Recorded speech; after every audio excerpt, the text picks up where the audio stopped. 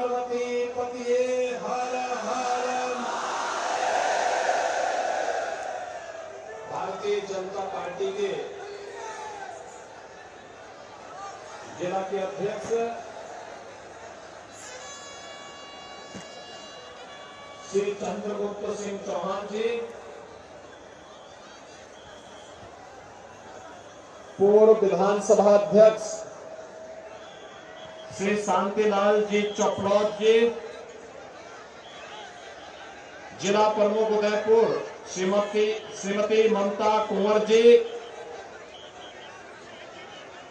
मावली विधानसभा क्षेत्र से भारतीय जनता पार्टी के प्रत्याशी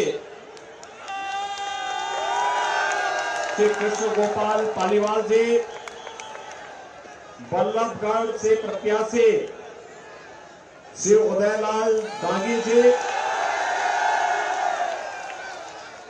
आज के इस कार्यक्रम में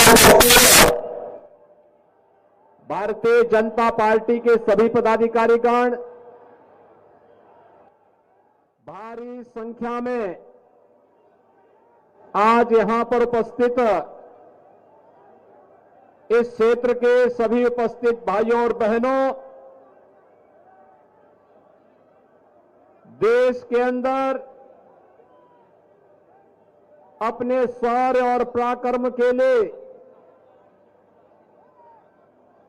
भक्ति के माध्यम से भारत की जनता के मन में शक्ति का संचार करने वाली महाराणा प्रताप की इस पावन धरा को, जिसे उनके प्रमुख योद्धा भीलू राणा जैसे वीर पराक्रमियों ने भी जिस धरा में जन्म लेकर के धन्य किया है, ऐसी धरा को कोटि कोटि नमन करते हुए मैं आप सबका हृदय से अभिनंदन करता हूं। भाइयों बहनों, हमारे लिए यह धरती एक तीर्थ भूमि है, तीर्थ भूमि। यहां की धरा हमें विपरीत परिस्थितियों में एक संबल देती है, चुनौतियों से जूझने की एक नई प्रेरणा देती है, विपरीत परिस्थितियों में कार्य करने के लिए एक ताकत देती है। और जब भी स्वदेश और स्वधर्म पर कोई खतरा आता हुआ दिखाई देता है, हम सबके सामने उस समय मेवाड़ की धरती एक उदाहरण के रूप में होती है, महाराणा प्रताप के रूप में, महाराणा सांगा के रूप में, महाराणा कुंभा के रूप में। और उस समय हम सबके ऊपर आशीर्वाद होता है यहां के प्रभु श्री एकलिंग नाथ जी महाराज की, जिनकी कृपा से विपरीत परिस्थितियों का सामना करते हुए महाराणा प्रताप ने मध्यकाल में विदेशी हुकूमतों की चूल्हे हिलाने का काम किया था और स्वदेश और स्वधर्म की रक्षा की थी। भाइयों बहनों, इस पावन धरा को बार बार नमन करने की इच्छा होती है और इसीलिए आज मैं आपके पास आया हूं, आप सबसे अपील करने के लिए। पूरा देश बदल रहा है, पूरे देश में आज भारत के अंदर एक नई बहार आई है, दुनिया के अंदर भारत का सम्मान बढ़ रहा है, भारत के बारे में दुनिया की धारणाएं बदल रही हैं। प्रधानमंत्री मोदी जी दुनिया के अंदर जहां कहीं जाते हैं,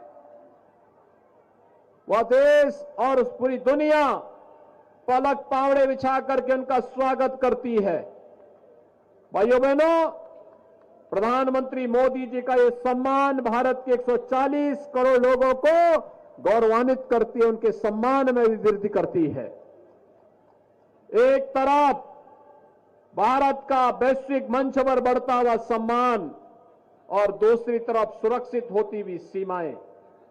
याद करिए, भारत की सीमाएं कांग्रेस के समय में आतंकवादी कहीं भी घुसपैठ कर लेते थे, घुसपैठ करके आतंकी घटना को अंजाम दे देते थे। दुश्मन देश भारत की सीमाओं का अतिक्रमण कर देते थे।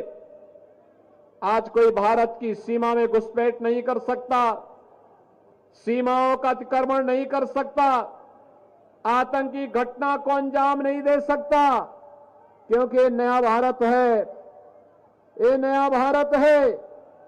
यह छेड़ता नहीं है, लेकिन कोई छेड़ता है तो उसको छोड़ता भी नहीं है।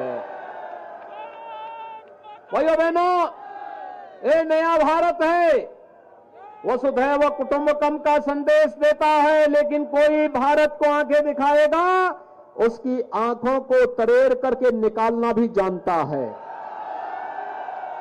और इसीलिए नए भारत के अंदर राजस्थान कैसे होना चाहिए, अपने शौर्य के लिए, अपने पराक्रम के लिए, अपनी भक्ति और अपनी शक्ति के लिए, नौजवानों की ऊर्जा का उपयोग करने के लिए, अन्नदाता किसानों का सम्मान करने के लिए और बहन और बेटियों की सुरक्षा के लिए, ऐसा राजस्थान हमें चाहिए। याद करिए, मातृशक्ति के सम्मान और उनका स्वावलंबन, उनका स्वाभिमान कैसे होना चाहिए। यहां तो जौहर का व्रत करने वाली महारानी पद्मिनी जैसी महारानियों को हमने देखा है, जिन्होंने शौर्य और पराक्रम की एक नई गाथा लिखते हुए दुश्मनों को कैसे जवाब दिया जाना चाहिए, इस बात का एक संकल्प, इस बात की एक नई प्रेरणा हम नए भारतवासियों को दी है। भाइयों बहनों, इस राजस्थान में आज क्या हो रहा है, कांग्रेस पहले देश को समस्या दी, आतंकवाद की समस्या, नक्सलवाद की समस्या, अलगाववाद की समस्या, भ्रष्टाचार की समस्या, अविश्वास की समस्या, विकास के बारे में कोई सोच नहीं, यही तो कांग्रेस की पहचान थी। और आज तो राजस्थान आज विकास में फिसड्डी, सुरक्षा में फिसड्डी। राजस्थान जिसको कभी स्वर्गीय भैरव सिंह शेखावत जी की सरकार में भारतीय जनता पार्टी की सरकार ने विकास के एक नए प्रतिमान स्थापित करने को अग्रसर किया था, आज भाइयों बहनों वह राजस्थान आज भ्रष्टाचार में नंबर 1 हो गया।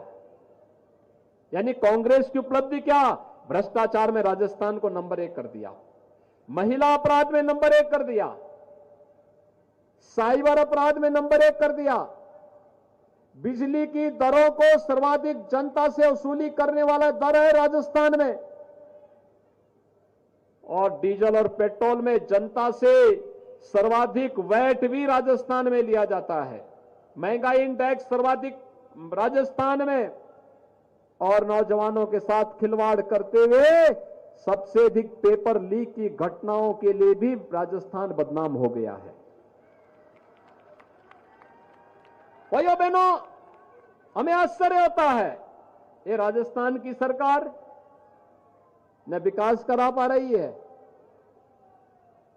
न बहन बेटियों की सुरक्षा कर पा रही है, न नौजवानों के रोजगार की व्यवस्था कर पा रही है, न अन्नदाता किसानों के चेहरे पर खुशहाली ला पा रही है, और न आपकी आस्था का ही सम्मान कर पा रही है। आस्था का भी तो सम्मान नहीं है। रामनवमी में, यहां रामनवमी के जुलूस पे रोक लगती है, सर्वाधिक जुलूस उत्तर प्रदेश में निकलते हैं, वहां 6.5 वर्ष से कोई कर्फ्यू नहीं, कोई रोक नहीं, वहां रोक नहीं है, लेकिन यहां रोक है। हर पर्व और त्योहार आते हैं हिंदुओं के, राजस्थान सरकार उन पर्व और त्योहारों को शांतिपूर्ण ढंग से मनाने में योगदान दे, इसके लिए नहीं, वह उन पर रोक लगाने के लिए ही अपने आप को, इसी में उसको सहूलियत नजर आती है। भाइयों बहनों, जो आपकी आस्था का सम्मान न कर सकता हो, आपका विकास न कर सकता हो, ऐसी सरकार का फायदा क्या। और भाइयों बहनों, मोदी जी ने तो 9 साल में विकास के बड़े बड़े कार्य किए। एयरपोर्ट,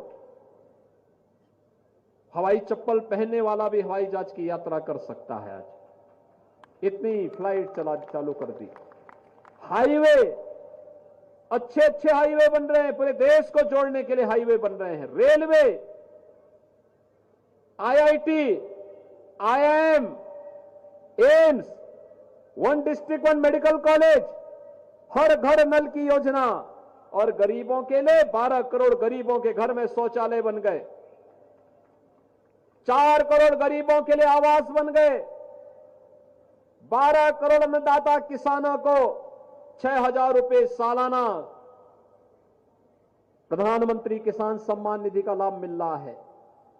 देश के अंदर 50 करोड़ गरीबों को, भाइयों बहनों, आयुष्मान भारत में 5 लाख रुपए सालाना स्वास्थ्य बीमा का कवर मिल रहा है।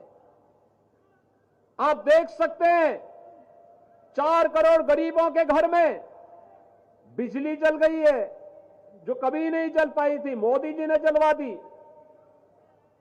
और 9 करोड़ 60 लाख गरीबों के घर में प्रधानमंत्री उज्ज्वला योजना का रसोई गैस का सिलेंडर भी पहुंच गया है। भाइयों बहनों, गरीबों के कल्याण के लिए कार्य कैसे होना चाहिए, यह देखना है। मोदी जी ने 9 वर्ष के अंदर सैकड़ों ऐसी योजनाओं को चालू करके, चाहे वह कोरोना जैसी महामारी के दौरान फ्री में टेस्ट, फ्री में उपचार, फ्री में वैक्सीन और फ्री में राशन की सुविधा भी गरीबों के लिए। भाइयों बहनों, ये है सरकार का कार्य, और उसी कार्यक्रम के साथ जोड़ने के लिए आज मैं आपके पास आया हूं, आपसे कहने के लिए कि भाइयों बहनों, एक तरफ भारतीय जनता पार्टी की सरकार जो गांव के लिए, गरीब के लिए, किसान के लिए, नौजवान के लिए, महिलाओं के लिए कार्य कर रही है, विकास का कार्य भी कर रही है और आपकी आस्था का सम्मान भी कर रही है। आप मुझे बताइए, कांग्रेस होती तो क्या वैक्सीन सबको मिल जाती? क्या नहीं देती। और कांग्रेस होती तो क्या यहां तो ये जुलूस नहीं निकाल पा रहे हैं, क्या अयोध्या में राम मंदिर का निर्माण करते? क्या आज तो अयोध्या में राम मंदिर का निर्माण हो रहा है ना? कोई किसी प्रकार का संदेह? भाइयों बहनों, मैं आपसे यही अपील करने के लिए आया हूं, सम्मान की रक्षा भी, सुरक्षा भी, सुशासन भी और विकास भी ये केवल और केवल भारतीय जनता पार्टी करेगी। और भारतीय जनता पार्टी इसके लिए डबल इंजन की सरकार राजस्थान में आवश्यक है। राजस्थान में डबल इंजन की सरकार लाएंगे, सहमत है ना? राजस्थान में डबल इंजन की सरकार बनाइए और इसके लिए कृष्ण गोपाल पालीवाल को, श्री उदयलाल डांगी को चुनाव जिता करके भेजिए। सहमत हैं? और मैं इनसे कहूंगा कि इसके लिए आपका आशीर्वाद इन लोगों को मिले। आपका आशीर्वाद कमल चुनाव चिन्ह पर इन दोनों प्रत्याशियों को प्राप्त हो, यह आवश्यक है एक। और दूसरा, मैं इनसे कहूंगा, अयोध्या में 22 जनवरी 24 को प्रधानमंत्री मोदी जी राम मंदिर में भगवान राम को विराजमान करेंगे। कितने लोग हैं जो अयोध्या जाने के इच्छुक हैं? पूरा मेवाड़ ही उतरना चाहता है अयोध्या। आप सबका अभिनंदन है। मेवाड़ वासियों के लिए तो अयोध्या दूसरा घर है। और भाइयों बहनों, आपका अभिनंदन करते मुझे प्रसन्नता होगी। आप अयोध्या पधारें, आपके स्वागत के लिए हम लोग तैयार रहेंगे। आप इनको आशीर्वाद दीजिए और मैं इनसे कहूंगा कि यहां के राम भक्तों को अयोध्या ला करके राम, भगवान राम का आशीर्वाद दिला देना। सभी सहमत हैं? तो मेरे साथ बोलेंगे, भारत माता की, भारत माता की, भारत माता की जय श्री राम, जय जय श्री राम।